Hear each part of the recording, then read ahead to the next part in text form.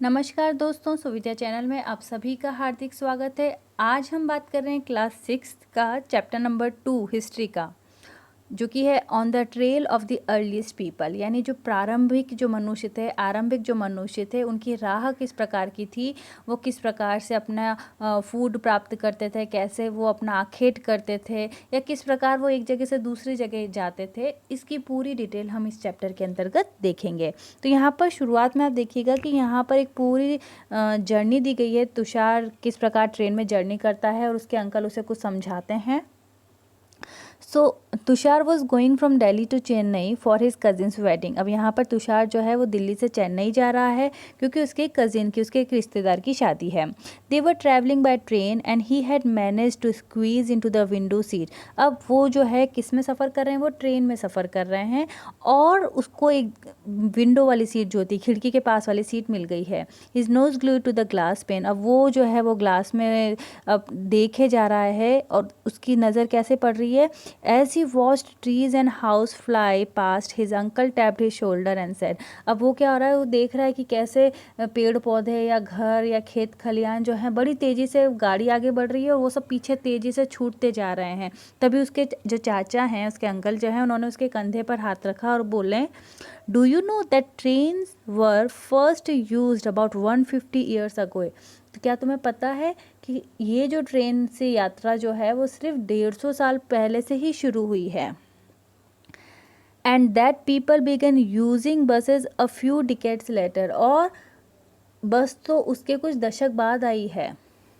Tushar wandered, Tushar को बहुत आश्चर्य हुआ। When people couldn't travel quickly from one place to another, did they spend their entire lives wherever they were born? Not quite. अब तुषार के दिमाग में ये बात आने लगी कि जब लोग आस पास आने जाने के लिए, जब पहले के ज़माने में ऐसी सवारियाँ नहीं थी या इस प्रकार के यातायात के साधन नहीं थे, तो क्या वो लोग यात्रा नहीं करते थे? क्या वे अपनी सारी ज़िंदगी एक ही जगह पर बिता दिया करते थे? लेकिन वास्तविकता में ऐसी बात नहीं थी। अब the earliest people why were they on move. अब जो प्रारंभिक मनुष्य थे, क्यों वो मूव करने की उनको ज़रूरत पड़ती थी, क्यों वो एक जगह से दूसरी जगह पर जाते थे? भले उनके पास यातायात के साधन नहीं थे, तो वो ऐसा कौन सा साधन अपनाते थे? वो पैदल जाते थे, तो क्यों जाते थे? अब अगली चीज़ ये आई है। So we know about people who lived in the subcontinent as early as 2 million years ago. अब हम जो हैं, हमें पता है कि जो लोग रहने शुरू हो गए थे इन उपमहाद्वीपों में, वो लगभग 20 लाख साल पहले भी रहा करते थे। अब उनका नाम क्या रखा है? They are described as hunter gatherers. अब हम उन्हें क्या कहते हैं? आखेटक खाद्य संग्राहक। आखेटक खाद्य संग्राहक क्यों कहते हैं? हंटर यानी क्या होता है? शिकारी, यानी वो शिकार करके अपने पेट को पूरा पालते थे, अपना पालन पोषण करते थे। So the name come from the way in which they got their food. अब उनको इस नाम से क्यों पुकारा जाता है? क्योंकि वो इसी माध्यम से अपना खाने की जो व्यवस्था थे वो करते थे। भोजन का इंतजाम करने की उनकी विधि यही थी कि वो आखेट के माध्यम से, वो शिकार करने के माध्यम से अपना ये पूरा प्रोसेस करते थे। Generally they are hunted wild animals, caught fish and birds, gathered fruits, root, nuts, seed, leaves। अब वो क्या करते थे कि जनरली वो क्या करते थे? जंगली जानवरों का शिकार करते थे, मछलियों और चिड़ियों को पकड़ते थे, कंदमूल, फल, दाने, पौधे, पत्तियाँ, अंडों के इकट्ठे किया करते थे। Okay, the immense variety of plants in the tropical land like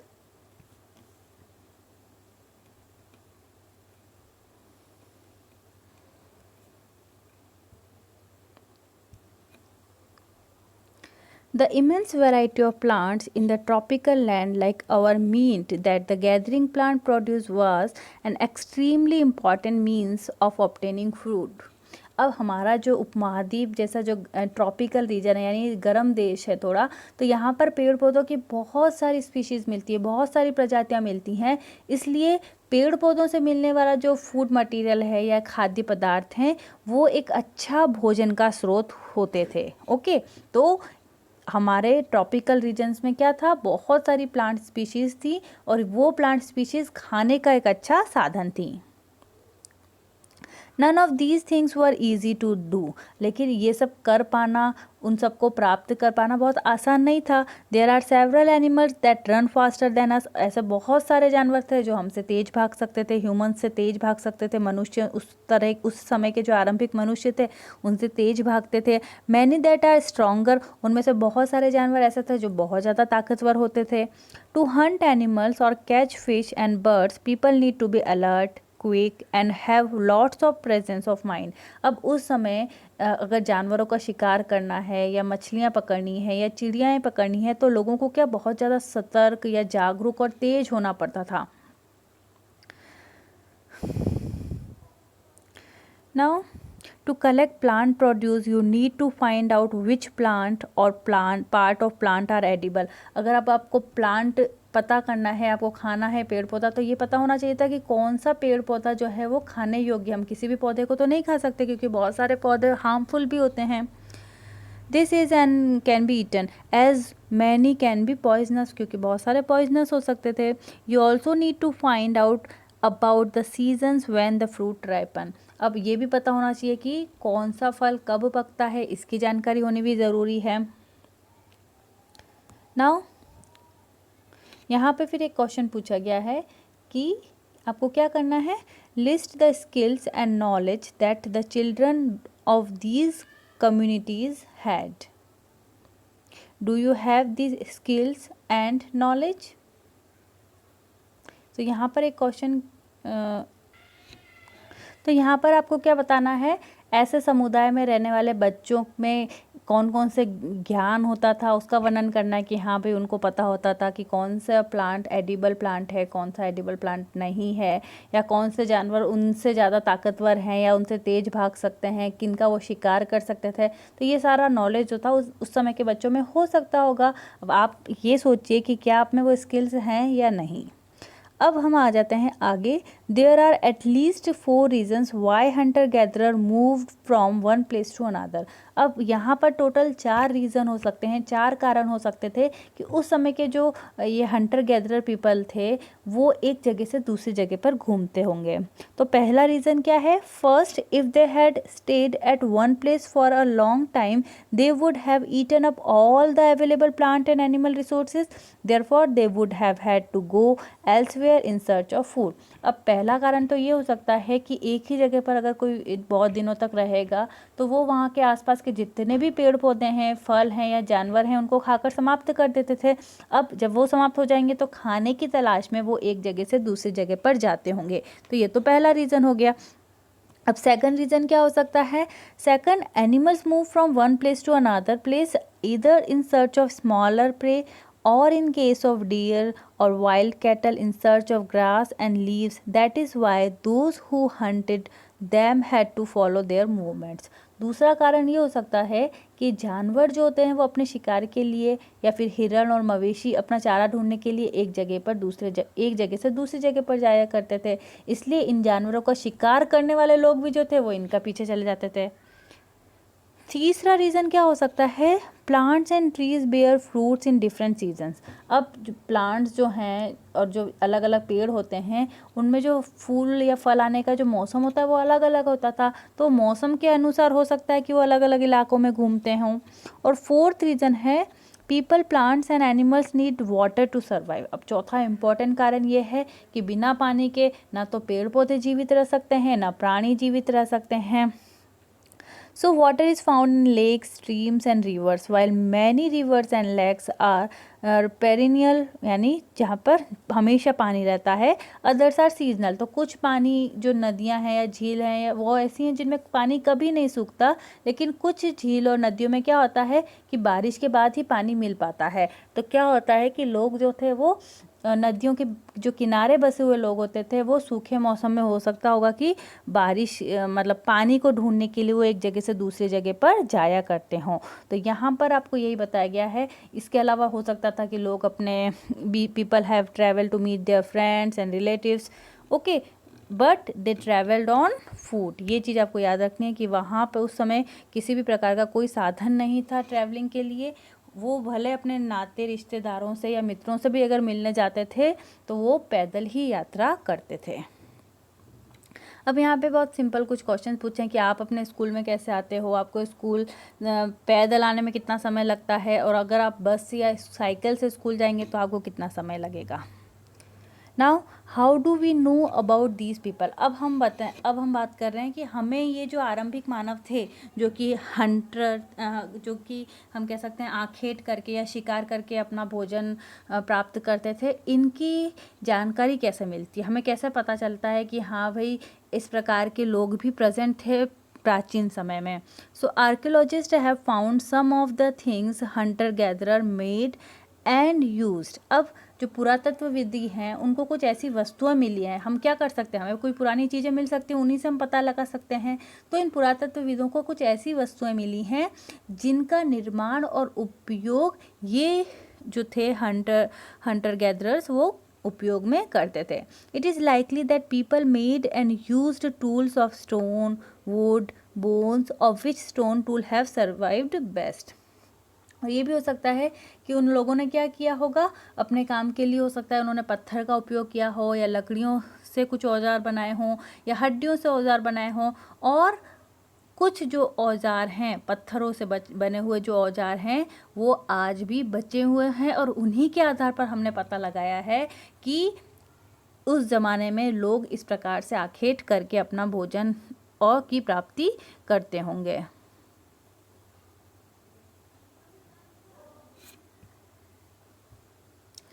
तो यहाँ पर आप डायग्राम एक देख सकते हो कि किस प्रकार से पत्थर से बने औजार हैं। तो ये जो ए वाला जो डायग्राम है, ये ए वाला डायग्राम, यहाँ पर आपको बड़े बड़े पत्थर दिख रहे हैं, ये पत्थर से बनने वाले सबसे प्राचीन औजार हैं। जो बी में आप देख रहे हैं वो उनको कई हजारों साल बाद बनाया गया है। उसके बाद अगर हम देखते हैं सी वाले, इस प्रकार के जो पत्थर हैं ये और भी बाद में बनाए गए हैं। उसके बाद जो डी वाले आपको दिख रहे हैं वो लगभग 10,000 साल पहले बनाए गए हैं, और ये जो है ई में ये हैं प्राकृतिक पत्थर। ओके, तो यहाँ पर अलग अलग कैटेगरीज बताई गई हैं कि किस प्रकार पत्थरों से औजार बनाए जाते थे। Some use of stone tool are given below. Make a list of what these tools were used for and try and decide which of these tasks could be performed using a natural pebble.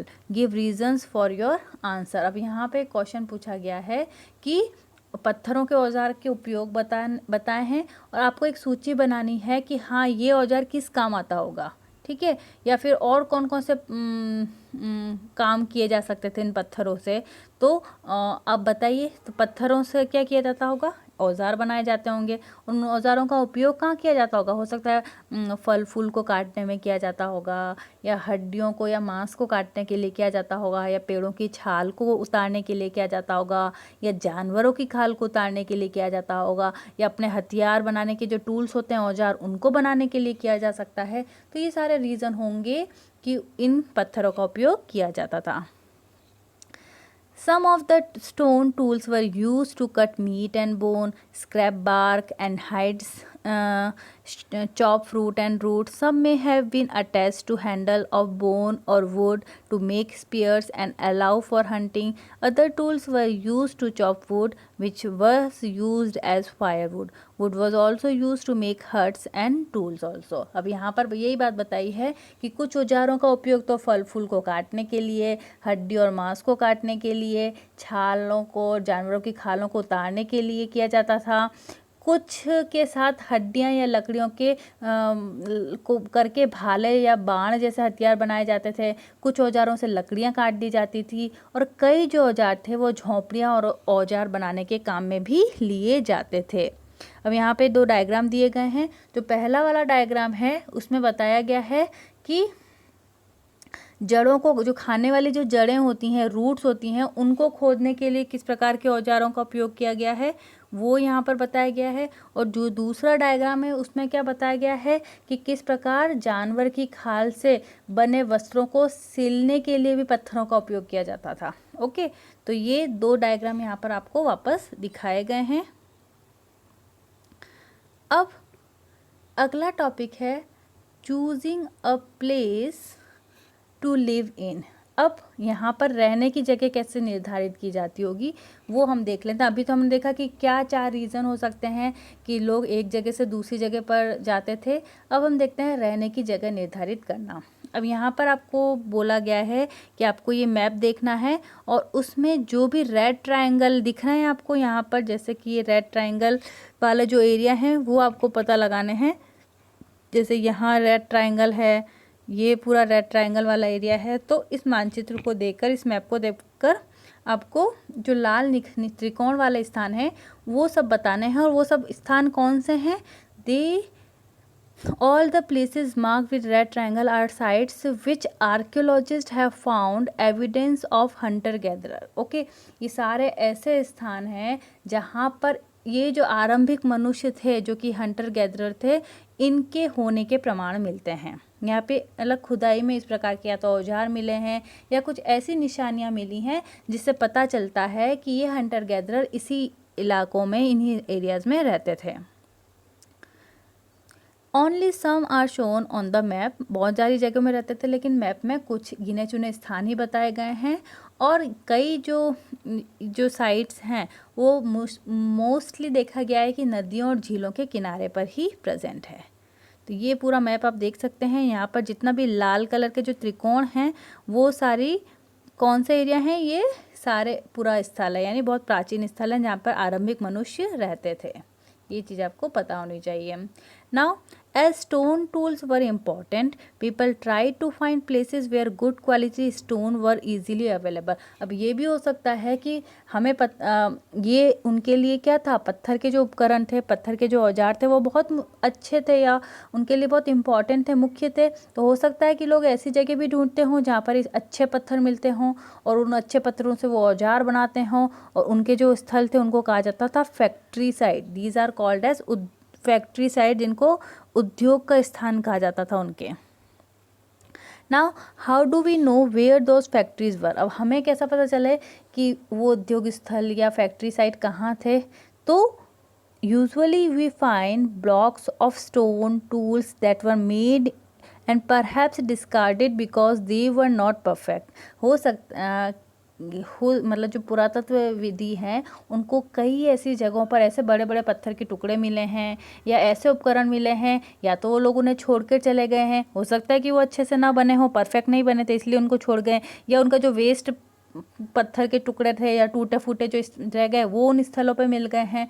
तो ये सारे reason के through हम कह सकते हैं कि हाँ, वो ऐसी जगह पर भी रहे हैं जहाँ पर उन्होंने रहकर पत्थरों से औजार बनाए हैं और उनको क्या कहा गया है? Factory side. People lived here for longer spells of time. और ऐसे स्थानों पर कई जो लोग थे वो ज़्यादा समय तक रहा करते थे। और इन स्थानों को क्या कहा जाता था? हैबिटेशन कम फैक्ट्री साइट, यानी वो रहते भी वहीं थे और उनका उद्योग स्थल भी वही था, इसलिए उन्हें कहा जाता था हैबिटेशन कम फैक्ट्री साइट। हैबिटेशन यानी उनका हैबिटेट भी वही था, उनका रहने का जगह भी वही था, और उनका फैक्ट्री साइट यानी उनका काम करने का जगह भी वही था। इस आधार पर यह चीज़ बताई गई है। अब यहाँ पर क्वेश्चन पूछा गया है, If you had to describe the place you live in, which of the term would you choose? अगर आप जहाँ रहते हो उसके लिए आप कौन सा ऑप्शन चूज़ करोगे? हैबिटेशन, फैक्ट्री, हैबिटेशन कम फैक्ट्री या एनी अदर? हम जहाँ पर रहते हैं हम उसके लिए हैबिटेशन यूज़ करेंगे, तो ऑप्शन ए जो होगा वो सही होगा। तो ये एक डायग्राम दिया हुआ है। इस डायग्राम में बताया गया है कि किस प्रकार से लोग जो थे वो इस प्रकार की गुफाओं के बीच में रहते होंगे और वहाँ पर ही औजार बनाया करते थे। अब साइट्स क्या होता है? हमने यहाँ पे एक आया है साइट्स, जिसे हिंदी में कहा जाता है पूरा स्थल। तो these are the places where the remains of things were found. ये एक ऐसे स्थान होते हैं जहाँ पे जो रिमेन्स हैं, जो अवशेष हैं, चाहे वो औजारों के हों या बर्तन के हों या इमारतों के हैं, वो सब मिलते हैं। These were made, used and left behind by people. ये सब वस्तुएं क्या थी? लोगों ने वहाँ पे काम किया और बाद में वहीं छोड़ के चले गए। तो ये हो सकता है कि ज़मीन के अंदर हो सकता है कि थोड़ा ऊपर हो सकता है कि समुद्र या नदी में चली गई हो। तो ये ऐसे स्थानों को क्या कहा जाता है? साइट्स कहा जाता है। अब अगला है making stone tools. Making stone tools हम अगली क्लास में पढ़ेंगे। बहुत बहुत धन्यवाद।